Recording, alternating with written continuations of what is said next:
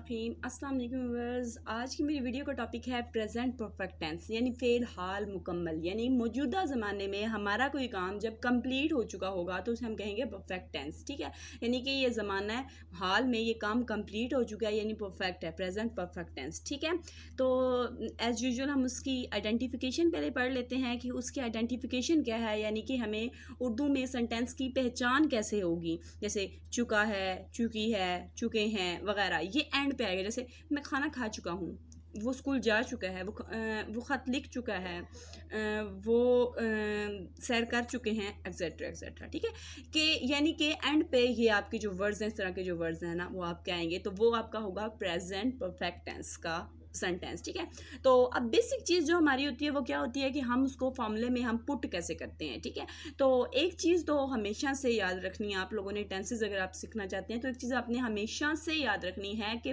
Perfect tense जो है ना, चाहे वो प्रेजेंट का हो, चाहे वो पास्ट का हो, चाहे वो फ्यूचर का हो, तो प्रेजेंट परफेक्ट टेंस में या तीनों परफेक्ट टेंस में आपकी हमेशा थर्ड फॉर्म यूज़ होगी। ठीक है, आपने ये चीज़ आप क्लियर कर लें कि आपको हमेशा थर्ड फॉर्म ही यूज़ करनी है। Is it clear? अब चलते हैं उसके फार्मूले की तरफ। फार्मूला क्या है जी? हमारे पास फार्मूला है, सब्जेक्ट लगाएंगे हम, उसके बाद हम क्या करेंगे, हेल्पिंग वर्ब लगाएंगे हम। हमारी इसमें हेल्पिंग वर्ब जो है वो हैज़ और हैव, ये हमारे पास जो है वो as a helping verb use होगा। उसके बाद थर्ड फॉर्म ऑफ वर्ब और ऑब्जेक्ट यूज़ होगा। ठीक है, अब थर्ड फॉर्म ऑफ वर्ब हम इसमें कैसे यूज़ करेंगे, कुछ इसमें इरेगुलर वर्ब्स होते हैं, कुछ इसमें रेगुलर वर्ब्स होते हैं, तो उसके लिए आपको फॉर्म ऑफ वर्ब्स याद करनी पड़ेंगी अलग से। ठीक है, तो एज़ यूजुअल हम जब इसको नेगेटिव सेंटेंस बनाएंगे तो हम क्या कर देंगे कि सब्जेक्ट के साथ हैज़ और हैव में हम नॉट का इस्तेमाल कर देंगे और third form of verb plus object. और इंडेरोगेटिव सेंटेंस बनाते वक्त हम ऐसे ही क्या करेंगे, जो हमारा हेल्पिंग वर्ब होगा उसको हम फिक्रे के शुरू में लेकर आ जाएंगे, और एज़ यूजुअल बाकी फिक्रे की तरतीब वही रहेगी, सब्जेक्ट, थर्ड फॉर्म और ऑब्जेक्ट, और एंड पे अगर आप क्वेश्चन मार्क लगा दें तो ज़्यादा बेटर होगा, क्योंकि ये हमारा इंडेरोगेटिव सेंटेंस है और इसमें क्या होता है कि हमारा क्वेश्चन पूछा जाता है। ठीक है, अच्छा अब ये चीज़ क्लियर कर लेते हैं कि हमने हैज़ किसके साथ लगाना है और हैव किसके साथ लगाना है।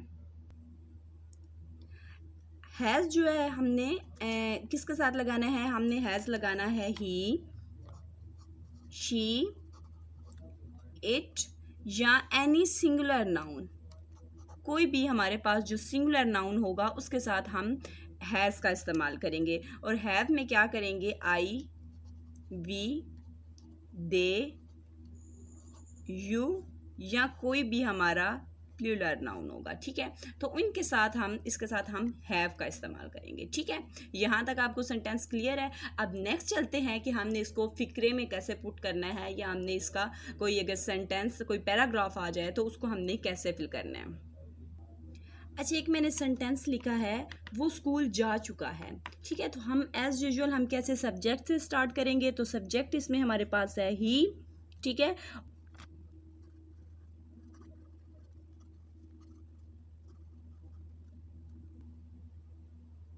जी सेंटेंस मैंने लिख लिया है, he has gone to school. ठीक है, हैज़ जो है ये इसमें हमारा हेल्पिंग वर्ब है। उसके बाद गो की थर्ड फॉर्म मैंने यूज़ किया है, go, went, gone, went second form और third form gone, he has gone to school. ये तो आ गया हमारे पास जो है वो हमने हैज़ का यूज़ कर लिया कि उसको क्या करेंगे, हम हैज़ को सिंगुलर नाउन के साथ लगाएंगे। ठीक है, जैसे अब देखें एक और सेंटेंस मैं लिखती हूँ इसी तरीके से,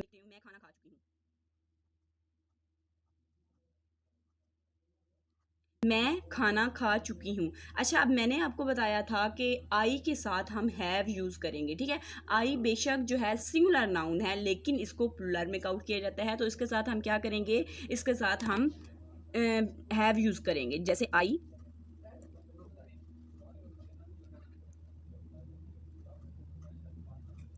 हैव ईटन द फूड, मैं खाना खा चुकी हूँ। ठीक है, अगर हम इसको नेगेटिव कर लेते हैं तो इसी के नेगेटिव बन जाएगा। जैसे अगर हम मैं खाना नहीं खा चुकी हूँ, I have not eaten the food, तो हम क्या करेंगे, हैव के बाद यहाँ पर हम नॉट लगा देंगे। ठीक है, तुम खाना खा चुकी हो, you have eaten the food. हम खाना खा चुके हैं, we have eaten the food. ठीक है, तो हमने क्या करना है, सिंपल सबसे पहले हमने इसको शॉर्ट शॉर्ट जो सेंटेंसेस हैं वो बनाना सीखेंगे। जब वो हमें बनाने आ जाएंगे तो हम क्या करेंगे, हम एक बड़ा सा पैराग्राफ भी लिख सकते हैं। ठीक है, तो अगर हम बीए कर रहे हैं, अगर आप बीए के एक स्टूडेंट हैं, तो आपको जो है ना ये टेंसेस सबसे पहले मस्ट आने चाहिए, क्योंकि बीए में ज़्यादातर जो होती है ना वो सेल्फ राइटिंग ही होती है। ठीक है, तो उसके लिए आपको आपकी इंग्लिश लैंग्वेज पर या इंग्लिश टेंसेस पर जो है वो ग्रिप होना ज़रूरी है। ये बेसिक चीज़ें हैं जो अक्सर हमें याद नहीं रहती, और फिर हमारी जो सेल्फ राइटिंग में हमारी काफ़ी मिस्टेक्स निकलती हैं और हमारे मार्क्स उसमें कम आते हैं। और बेसिकली जो बीए के स्टूडेंट्स हैं उनकी इंग्लिश में इसी वजह से सप्ली आती है, क्योंकि हमारे जो टेंसेस होते हैं वो ठीक नहीं होती, हमारी बेस ठीक नहीं होती। तो उसके लिए हमें बेसिक पर जाना होगा, टेंसेस सीखने होंगे। ठीक है, अच्छा अब आ जाते हैं जी इंटेरोगेटिव की तरफ। अच्छा, मैंने इंटरोगेटिव का एक सेंटेंस लिखा है, क्या वो जा चुका है? तो इसमें क्या करूँगी मैं, बताया था कि हैज़ लगाते हैं। तो हमारे पास इंटरोगेटिव सेंटेंसेस है, तो इसमें क्या करेंगे हम, हैज़ जो हेल्पिंग वर्ब है उसको फिक्रे के शुरू में लगा देंगे, हैज़।